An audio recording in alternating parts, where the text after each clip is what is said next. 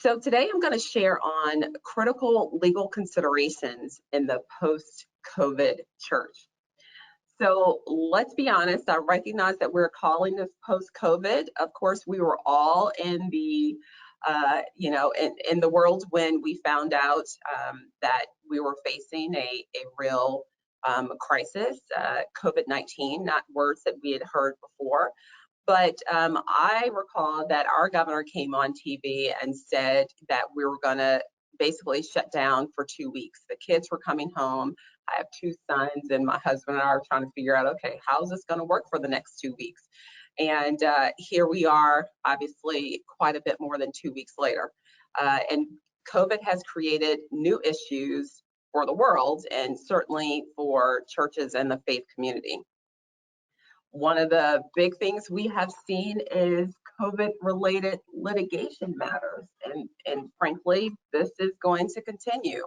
I won't get too deep in the weeds because Richard Hammer is going to be talking about some of the litigation-specific things, but obviously we have found that there have been challenges around mandatory shutdowns and how that has perhaps disproportionately impacted some communities, the church community perhaps.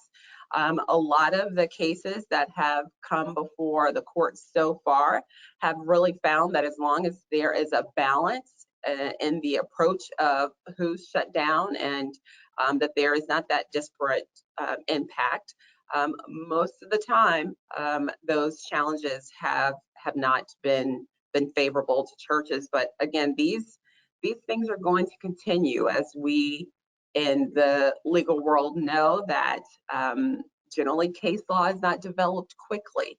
It's developed over time.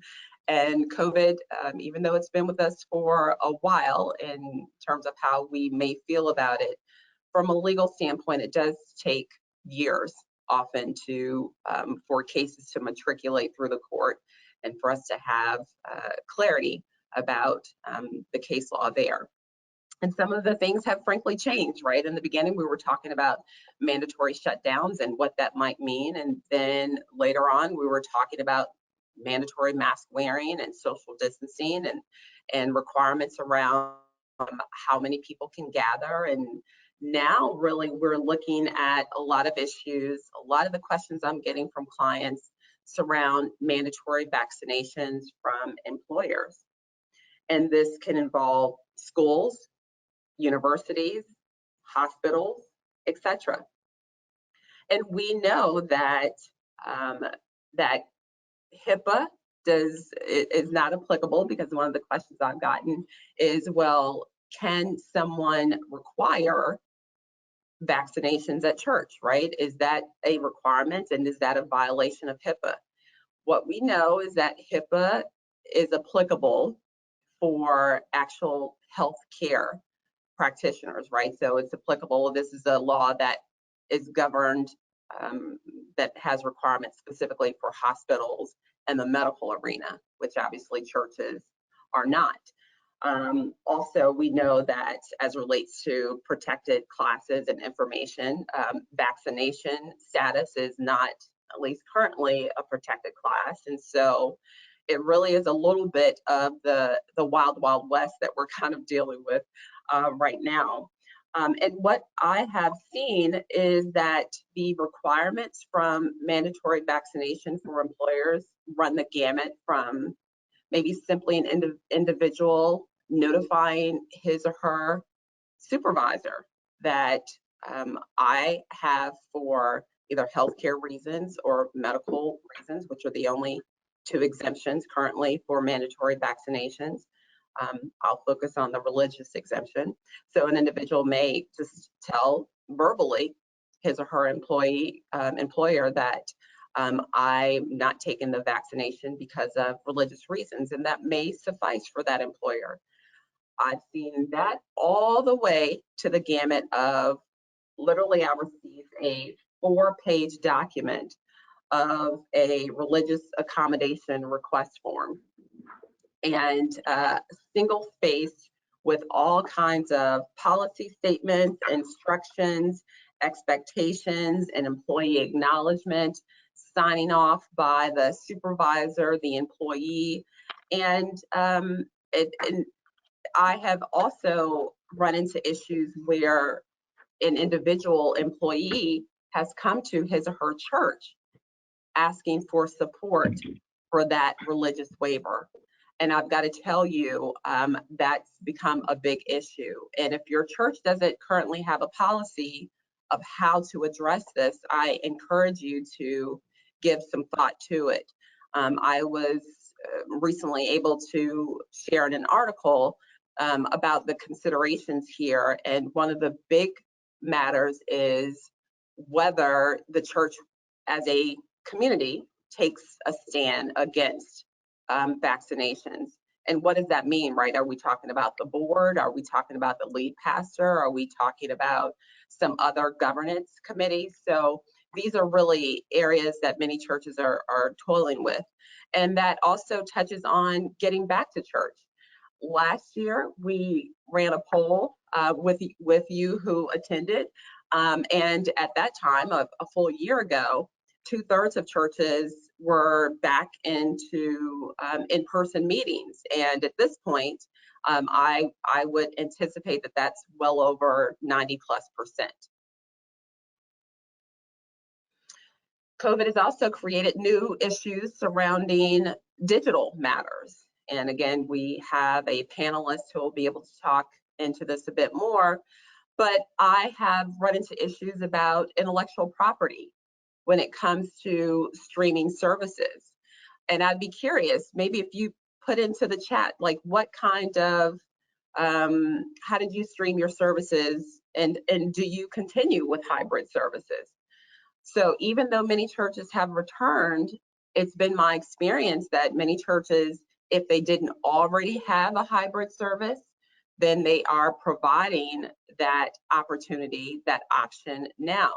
So when it comes to streaming, there are a lot of intellectual property considerations around what can be streamed. If you are streaming both the preaching portion as well as the singing portion, like what kind of what have you done to ensure that you are protecting the intellectual property of the folks who have written the songs, and making sure that the streaming service maintains confidentiality, right? When people are sharing information, if there are any kind of prayer request that has detailed information. I think we also saw issues around the digital divide, and not just on the side of the church, right? So there were some churches that were a bit more prepared. Maybe they already had an app, maybe they were already used to streaming, maybe they already had the camera, the equipment, etc., but many did not. The same is true for the attendees. Some churches were a part of communities that were very much Wi-Fi and tech savvy, and some not so much. And I also want to raise this issue of online churches, right? So we've had this whole new language that's been created. So the online host or the chat host, I often heard referenced even when I was attending online church. So these are new positions even that churches are engaging for or hiring for. So what about the question of online membership or online church? The Internal Revenue Service in the past had not actually approved an application for a radio only church. This was a church that applied for tax exempt status through the Internal Revenue Service, and they weren't meeting in person. It was merely connecting people by radio, and that application for tax exempt status was denied. The whole concept of an online only church has not been something that the IRS has traditionally viewed favorably. So for me, a person who has represented churches and tax exempt organizations for over 23 years, it's a very interesting time, because now obviously there was months where churches could only meet online. And I personally completed several tax exempt status applications during that time. And I'm pleased to say that those applications were favorably approved. Having said that, though, these clients had intentions of meeting in person when the laws allowed. So we're really going to keep a close eye on what it means to have an online church. What we know for sure right now is that if your church actually has a physical meeting space and you create in additional to that an online church, the IRS has viewed that favorably. The real question that we're going to be keeping a close eye on now, that I'm going to be looking for, is whether the IRS will change its views on having online only church. To be continued. What we know for sure is that adaptability is key. Surely I hope we'll never have another global pandemic in our lifetime, but I know that we are all taking from this, what does it mean to be able to adapt, to be able to adjust, to be able to change quickly when the circumstances, the environment requires it. So I want to mention to you that we're going to have 2 polls during this presentation. So I want you to get ready to vote. And that would be, the first one is regarding church governance. Now, whenever I say governance, that means what does it look like? How do we operate as an organization? And the first poll, so Claire, if you can set that up for me, please. The first poll is about bylaws. And here's the question. Did your church have a provision in your bylaws for virtual meetings pre-COVID? Did your church have a provision in your bylaws for virtual meetings pre-COVID? Just select yes or no.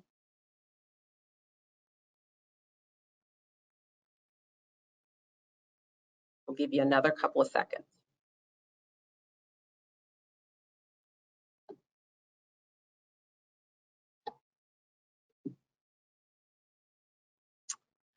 Wow, look at these results.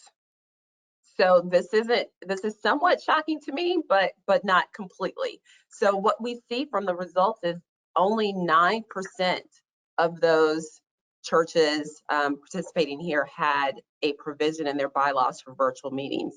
91% did not. And that actually, let me go back here. That's a big issue. And this is one of the things that I'm saying as we talk about the post-COVID church. These are windows of opportunity, I believe, for many churches to ensure that they have provisions. We can't predict the future, right? But if something were to occur where we could not meet in person for whatever reason, it would be critical that we have provisions in our governance documents that allow for meeting virtually. And so let me just take one step back to say governance documents from a legal standpoint would mean your articles of incorporation for any church that's made the decision to be incorporated. And it also means your bylaws. I recognize that some churches call it a constitution and bylaws. From a legal standpoint, I would generally bifurcate those things.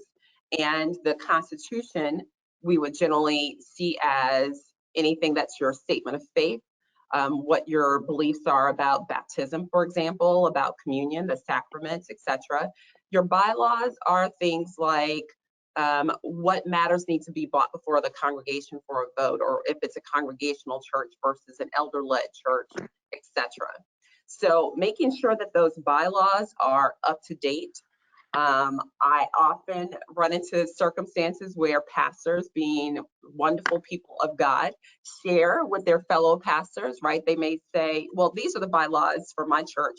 You can use them. And while you might use it as a point of reference, how one church operates, just like a home, right? No 2 homes operate exactly the same way.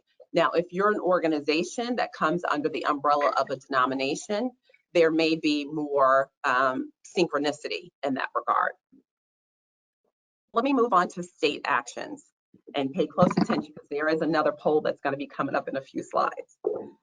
But state action. So the many states found exactly what we just saw in this poll, and that is that many organizations did not have a provision for virtual meetings. And so there was state action in many jurisdictions that where the state steps in to say, if you don't have a provision in your governance documents, here's how you could have a virtual meeting. And the state made those provisions. And you should also know that every state has a has rules around what it means to create a legal entity that is a church, as well as what it means to govern oneself. So we can see that governance matters even more now than ever because we can see that things can happen quickly, right? Change can happen quickly. And we also know that there needs to be someone, or at least a small group of people, if not more, that know exactly what's in your governance documents. All right. Employment issues. Want to move on to talk about employment issues. I have to say, when it comes to activity and questions that I receive as an attorney whose practice focuses specifically on representing churches and ministries, employment matters matter. They've come up a lot. So first, let's talk about this return to work. I don't know how many of you actually have employees. I'd be very curious. I don't know if you can include that, drop that information in the chat. Just say yes or no, whether your church has employees. That would be neat to know. But the return to work has been a question for every employer and every employee, right? So obviously, churches want to ensure safety first. But beyond that, they also want to ensure that there can be a level of functionality. So when we have dealt with issues of people working remotely, it becomes increasingly important that we have systems that allow for the protection of information.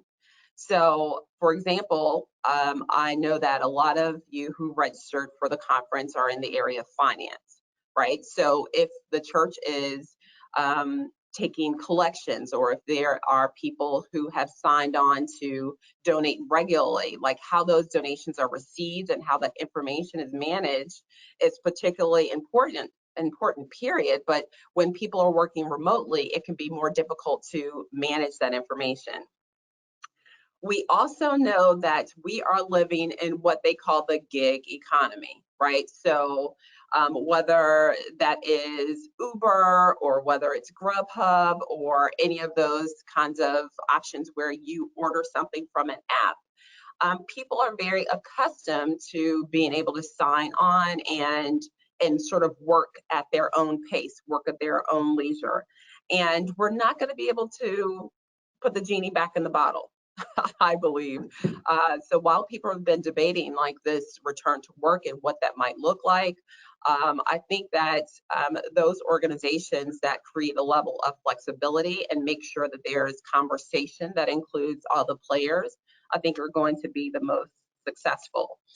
And we also have heard this term she session, right, during this time of many women leaving the workforce, which has been connected often to the fact that there was no childcare and schools were closed, etc. So having those ongoing discussions and figuring out how we can make work for both sides, I think is going to be very important. Mandatory vaccinations at church. I think I touched on this a little bit, but this whole issue of how if we had employees come back, what kind of policy do we have related to safety matters? So if people are working in cubes or whatever that environment looks like, how do we make sure people remain safe, and what kind of policy, written policy, does the church have that makes people know that they can safely return? And many organizations, many churches have asked me the question around can we mandate vaccinations? And I think that we've seen clearly that the law does allow for that. But there are reasons, that you will have to consider within your own organization whether that's right for you. Some of the other more significant employment issues that I see on a regular basis that your church would want to consider is whenever there's a bad actor, right, or an employee or a volunteer does something that is illegal, then we always have to have the concern of how does that potentially impact the church as employer.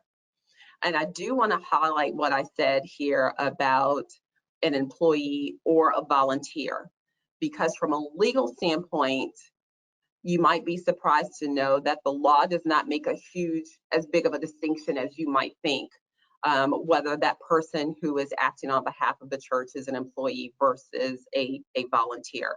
Certainly this whole element of control is always a question when it comes to employment matters, but I want to highlight the importance of making sure that we have well-trained volunteers as well as employees. But if something goes awry, one of the primary kinds of actions that can be filed against a church is a negligent hiring case, or perhaps on the other side, right, if an employee is terminated, then that employee could file a negligent firing action. And so being able to look at both sides of that coin is very important, and that really does boil down to your employment policies and how those things are enforced. And I would also want to highlight the process of checking references. I had a very interesting matter where a youth pastor had made some poor choices as it relates to the young people that he was there to serve. And this youth pastor was terminated from the church, only to be rehired several states away by another church. And this certainly happens, but that church never checked the references of this employee, never contacted my client who had terminated this youth pastor. And that's one of those things that happens often. And if, God forbid, something happened at the new church, for sure that would be the potential for a case of negligent hiring. On the other hand, if you are contacted for any kind of statement or reference for someone who's being hired, you want to be judicious in what you share, because again, this whole concept of negligence is something that churches have to consider. I could spend an entire webinar talking about this, but I'll have to keep moving. And then, as I've referenced, these employment issues about working remotely, it is still important, albeit more difficult, I would say, for the church as the employer to ensure that while working remotely, an employee is still maintaining the level and standard of duty that is required, just as if the employee were working on site. And again, I recognize that it's not easy to do, but it is what we understand from the law. All right, I'm going to move on and talk about money matters. I will say that, again, there certainly were huge concerns, I'm sure you felt it, about what would happen financially for churches, especially during the time of the shutdown. And by God's grace, amazingly, many churches found that they could still operate and they still were able to receive donations in various mechanisms. And because expenses went down so much, they were able to function well. I'll also mention I had many clients apply for and receive the PPP loan, as well as at this point, loan forgiveness. And for many churches, that did move the needle in a favorable way. I want to highlight and get ready, because we are going to take a vote, this question of now that we are all probably more accustomed to giving virtually. And I'll say for my husband and I, we would always give using our church's app. So it wasn't unusual to continue to give in that way. I feel like I would break out in hives if I had to write a check at this point. But I'd be curious. So this is our next poll question. That is, would you be willing to accept cryptocurrency donations? And I recognize that some of you may not know what that is, but would you be willing to accept cryptocurrency donations? Yes or no? I'll give you a few moments to answer that.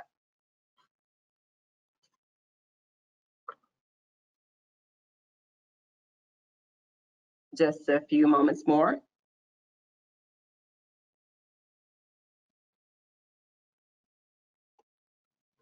All right.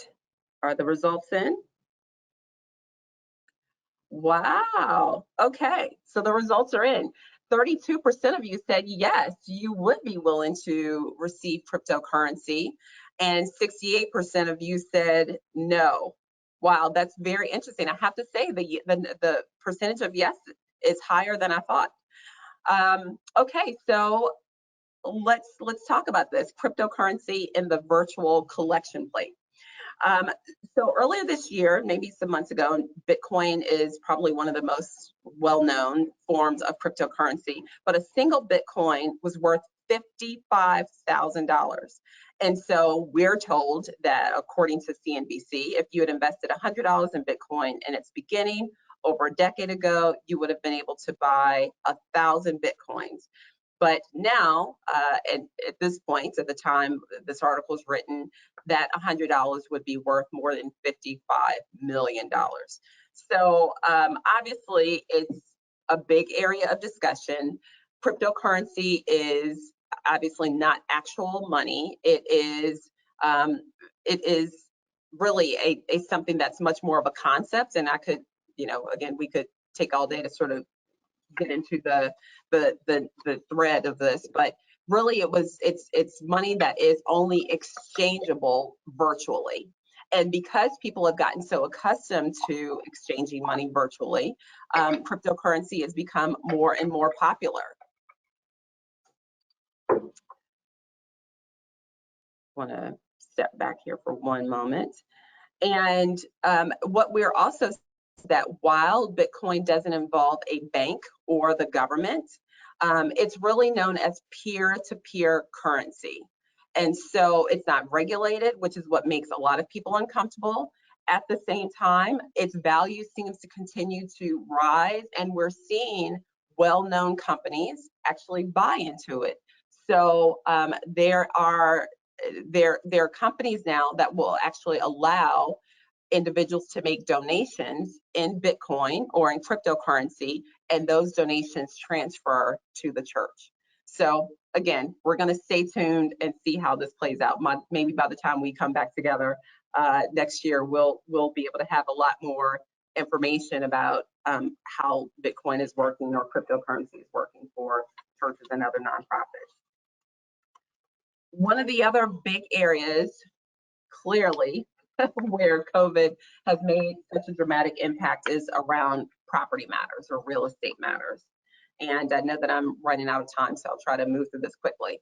So for churches that own property, obviously, much time was spent outside of the property, and that really raised the question of, do we need as much of a real property footprint, right? Because so much has gone online, so many people remain online, and I think many churches have the question about how many people will ultimately come back. What will the church look like a year from now, 5 years from now, 10 years from now? There's also this question about tax exempt status if the church uses the property for other reasons, right? If they want to expand their usage, maybe they want to share property with other churches. So those are some things that must be taken into account.